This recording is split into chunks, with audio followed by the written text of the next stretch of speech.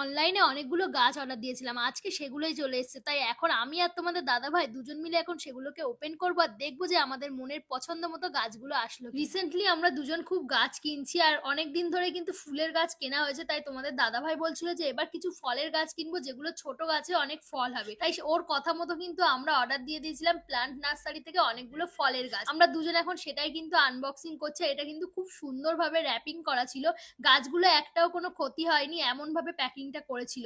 আর দেখো কতটা সুন্দরভাবে এটা বাঁধা আছে। আর এখন আমরা দুজন মিলে সব গাছগুলোকে আলাদা, আলাদা করে রাখছিলাম। আর কি ফলের গাছ আজকে অর্ডার দিলাম সেটাই তোমাদেরকে দেখাবো। আর আমরা দুজনেই খুব এক্সাইটেড ছিলাম গাছগুলো দেখার জন্য। তো ফার্স্টেই আমরা যে গাছটা অর্ডার দিয়েছি সেটা হচ্ছে মিয়াজাকি আম গাছ। আর যেখানে ছোট গাছে অনেক বেশি ফল হবে আর লাল রঙের আম হবে আর যেটা দেখতে কিন্তু খুবই সুন্দর। আর নেক্সট আমরা যে গাছটা অর্ডার দিয়েছিলাম সেটাও কিন্তু একটা আম গাছ ছিল আর যেটা দেখতে একদমই কলার মতো। তাই এর নাম কিন্তু ব্যানানা ম্যাঙ্গো।